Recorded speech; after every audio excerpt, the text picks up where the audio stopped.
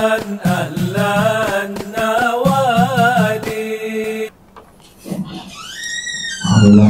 menyambung yang tadi terkait zakat mal, kami karyawan PLN alhamdulillahnya sudah dipotong setiap bulan pemasukan atau gajinya sudah dipotong 25% dari penghasilan, dan penghasilan tersebut sudah dikelola oleh Yayasan Baitul Mal dari PLN. Nah, yang ingin ditanyakan, untuk kami selaku pengurus Baitul Mal di Ternate,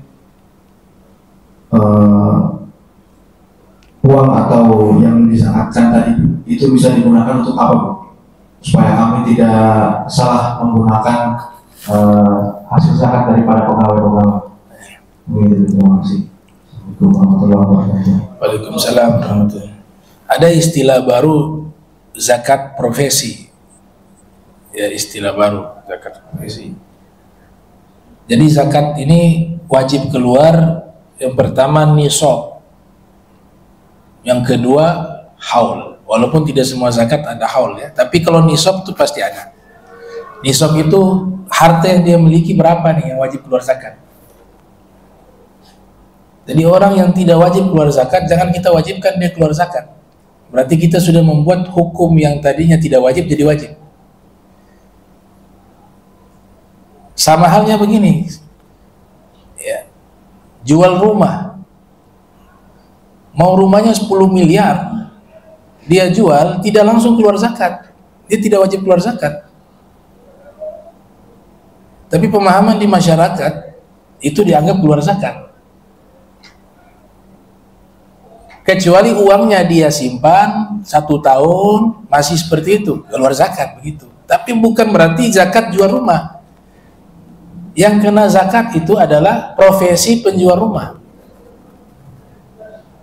Bukan orang punya rumah pribadi dijual keluar zakat, atau tanah, tapi punya semacam apa, developer ya, punya perusahaan memang di bidang menjual rumah. Nah, rumahnya ini setiap tahun dihitung, walaupun yang tidak laku nih, belum dibeli, tetap dihitung masuk kepada zakat. Karena profesinya sebagai apa? Penjual rumah. Jadi jangan salah paham, yang punya rumah pribadi bukan profesinya sebagai penjual rumah. Dia punya rumah hanya 1, hanya 2, dia jual, itu gak ada kena zakat. Kecuali uangnya disimpan sampai 1 tahun, ada lebih, ya dia boleh keluarkan zakat.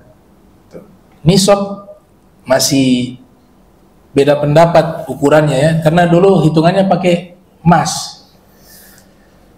Sudah kita ambil contoh nisab yang umumnya paling gampang dihafal 90 gram. 1 gram berapa sekarang emas? Nah, berarti 90 juta lah ya, 1 juta lah 1 gram. 90 juta. Nah, orang yang uang kurang dari 90 juta selama 1 tahun, setelah dia mengeluarkan 3 harta yang tidak wajib zakat, yaitu harta yang dia masih berhutang. Uang hutang kredit itu gak dihitung zakat. Gak dihitung zakat. Punya 100 juta masih hutang. 100 juta itu gak masuk dalam hitungan zakat. Dia punya hutang. Yang kedua, kebutuhan pokok sehari-hari. Beli beras, beli yang normal ya. Jangan nanti, wah takut keluar zakat beli banyak-banyak beras. Normal, yang normal bagaimana itu? Ya. Itu gak hitung zakat. Bayar listrik, bayar air, kalau dia punya toko ada karyawan, itu gaji karyawan gak hitung. Semua tuh. Sama dia punya bahan makanan, semua itu gak dihitung. Yang ketiga yang gak dihitung zakat, piutang. Kita punya harta 100 juta, tapi masih dipinjam orang. Dan tidak tahu kapan kembalinya. Kapan kau kembalikan 100 juta? Oh, belum tahu nih, belum ada ini. Wah, ternyata tunggu 1 tahun. Enggak, yang tadi itu gak dihitung zakat karena uangnya belum ada. Kecuali piutang yang sudah jelas nanti dikembalikan bulan sekian, dia masuk hitung tuh. Oh, bulan sekian keluar, tak hitungan 1 tahun, oh keluar zakat dia. Itu 3 harta yang tidak keluar zakat. Nah, yang saya maksud di sini, pegawai ini kan gaji beda-beda. Orang yang kerja nih. Hitung saja kira-kira kalau 1 tahun ternyata diperkirakan lebih atau 90 juta 1 tahun. Setelah keluar tadi semua. Dia wajib zakat. Tiap bulan dipotong nggak apa-apa.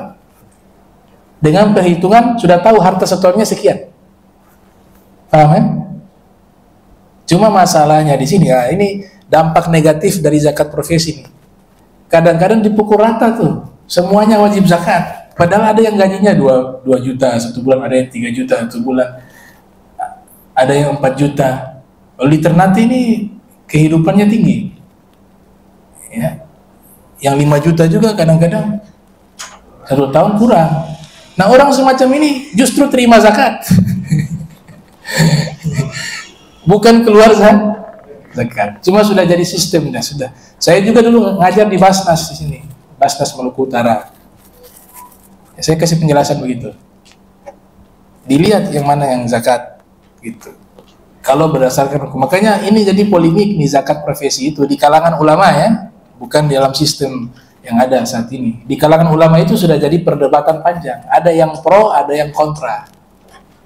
Karena tadi kadang-kadang dipukul rata tuh. Semuanya dipotong. Nah, memang hanya ada yang bawa veto, itu ini uang belanja saya kurang, potong-potong saya. Itu pemerintah dia akan sumpah-sumpah terus. Betul tidak? Iya. Masih kurang ini ya, potong-potong sana. Ntar kasih tambah, aku kasih potong. Jadi kalau yang kurang, ini kaidah sederhana. Yang kurang kemudian masuk kepada fakir. Jadi tidak semua yang kurang itu 90 juta tadi kan, dia kurangnya misalnya 80 juta, tapi kehidupannya dia cukup, dia tidak boleh terima zakat. Tidak boleh. Makannya normal, kehidupannya gak ada yang kurang, bayar sekolah bisa. Nah, anak-anak sekolah juga nanti pembahasan Imam Nawawi mengatakan anak-anak sekolah yang punya prestasi, belajarnya sungguh-sungguh, tapi dia tidak mampu, dia berhak terima zakat, anak sekolah. Tapi kalau mampu untuk makan, tidak ada yang kurang, bayar ini tidak ada yang kurang, maka sekalipun dia tidak keluar zakat, mengeluarkan zakat, dia tidak wajib menerima. Dia tidak boleh, bukan tidak boleh menerima zakat, kecuali al-fuqara wal masakin, yang 8 golongan yang Allah sebutkan di dalam Al-Quran di surat At-Taubah ayat 60 itu. Ya. Itu mas. Nah, sekarang uangnya tadi ya, amil tadi.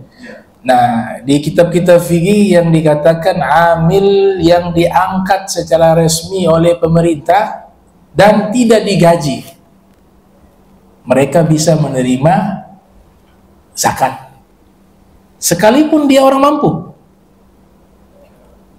dengan catatan bi godri misli ujrah. Upahnya yang diambil dari uang zakat itu upah normal di wilayah tersebut. Kalau kerja 1 hari itu berapa? Jangan main pakai insting. Oh, kayaknya ini 5 juta nih. Habis uang zakat itu.